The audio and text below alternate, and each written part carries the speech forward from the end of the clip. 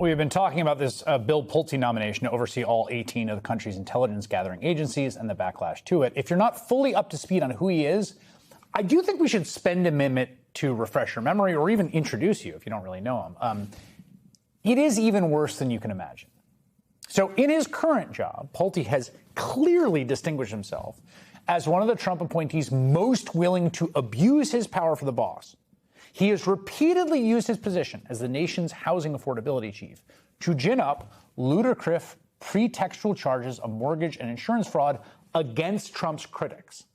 He's done it to New York Attorney General Letitia James, Senator Adam Schiff, Federal Reserve Governor Lisa Cook, and former Federal Reserve Chair Jerome Powell. And when you see these stories about all of the people that criticize Trump and he wants to go after happen to engage in mortgage fraud, like, you got to think to yourself, like, that's interesting. That's an interesting coincidence. Did they all just do that? Semaphore reports the president was ultimately swayed to promote Pulte by Roger Stone. Yes, Roger Stone, apparently still around, still whispering corrupt notions in the president's ear. So who is Bill Pulte? Well, he's the grandson of a billionaire housing magnate. He's worked in private equity. Until last year, he'd never held public office. The AP notes that he did run for student council in college. When he lost, he told the school paper, "I guess I can go back to running my helicopter business." Pulte calls himself the inventor of Twitter philanthropy, and he gained millions of followers as well as access to MAGA influencers by offering, get this, giveaways of cash and cars on Twitter. Those prizes were often exaggerated, according to a 2019 investigation by Right Wing Watch. To be eligible for them, users had to follow Pulte on Twitter, surprise, surprise, share his posts, send him videos, create accounts on Cash App, which Twitter owns. Right Wing Watch reached out to Pulte for comment. He didn't respond. See, Pulte's not a veteran. He's not an analyst. He's not a spy. He's the kind of entrepreneur who organized events promoting meme stocks, events like this one in 2023, where he flew in on one of his helicopters and an MC slapped a guy with a sex toy before giving Pulte an award. So, Bill, this says Bill Pulte. All right? Thank you. And then if you notice it's got a tramp stamp with a butterfly on the back. I like it, only the young. One cheek says, yes, it does say only the young on the back here. Only the young, December 14th. That looks pretty badass. Ladies and gentlemen, your new acting director of national intelligence, Senator Mark Warner, Democrat of Virginia, vice chairman of the Select Committee on Intelligence, a vocal critic of Bill Pulte, and he joins me now. I would love to know where you were when you heard about this nomination and what your initial reaction was.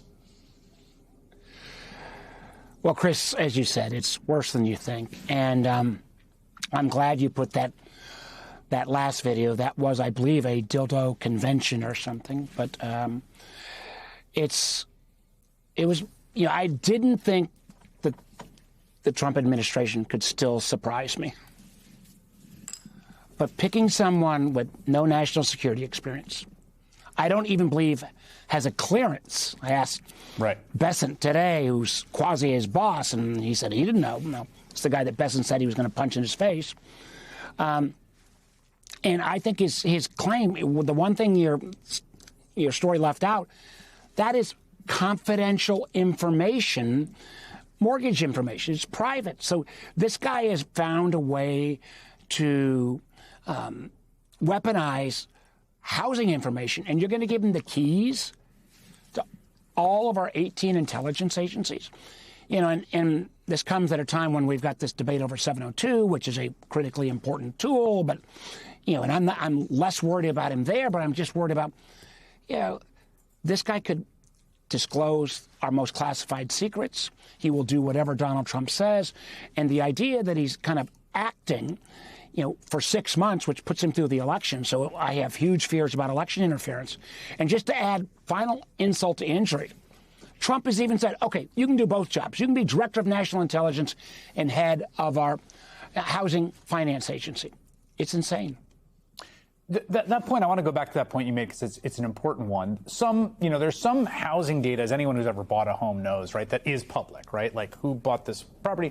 But the kinds of documents that have been used to refer to the Department of Justice for prosecution are confidential, and they're stored by the agency he has. And while I don't think we can definitively establish this has happened, what seems very likely from the outside is he or someone else has basically rifled through government confidential personal information to create these criminal cases or referrals, right? I mean, it really is like the nightmare scenario for anyone who would have access to wiretaps or, the ability to pull someone's emails and the like.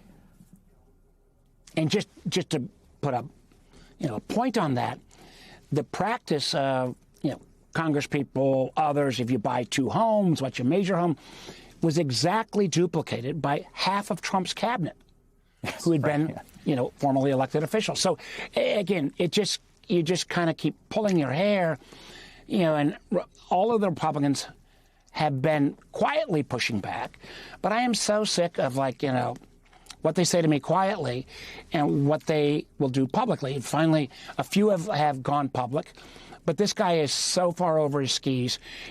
At some point, this would be the time that somebody in the White House needs to go to the emperor, Donald Trump, and say, you know what? You got no clothes on. Maybe a weird analogy, but the emperor with no clothes was something we all grew up with as a story. And this is a case of such craziness. And I really wonder whether he wants to now actually defeat this issue called Section 702, which is the way that we listen in to foreigners outside of America talking to each other, which is always a hard push through. There are genuine civil libertarian concerns, and we have put major reforms in place. I'm going to add more now, but the idea that I'm going to kind of convince, anyway, it is a challenge. Yes, I mean, let me just say, I'm not in the Senate, but there's no way that thing's passing if he's on the table. It just seems to me, and we already saw Senator Cortez Masto say today, that's so. If that's the goal, like for you, which I believe it is, one of the goals in your job is. But I guess the other question is to cite the New York Times, it just seems intolerable to say, well, the Vacancy Reform Act means he doesn't need Senate authorization, he doesn't need to be confirmed, he could sit there for 6 months for the election. Someone's got to. That doesn't seem good enough to me. I imagine not to you. What can the Senate do? Well, listen, there will be lawsuits filed. And because remember, the Director of National Intelligence was established after all of the intelligence failures around 9/11. And the Congress was very clear that if you're going to be this person, you got to have national security experience. This guy has none. And again, the notion that he's going to do both jobs, it is beyond non-believable. And what I'm wrestling through and trying to push through is, there is no more important tool than the presidential daily brief. 70% of the information is obtained from this Section 702. I don't want to put Americans in harm's way. They're literally, word will come out shortly of certain cases now that have only been discovered where Americans would have been killed but for Section 702. But the notional idea, again, I am more concerned about his misuse of all the information you will get as Director of National Intelligence. But I sure as heck hope that somebody, if they actually care about national security, will find a way to replace this guy, get rid of him. But it is, as a lot of my friends who are going to vote for this were now saying, what can we do with this awful a choice? All right, Senator Mark Warner sits on the Intelligence Committee. Thank you very much. Appreciate it.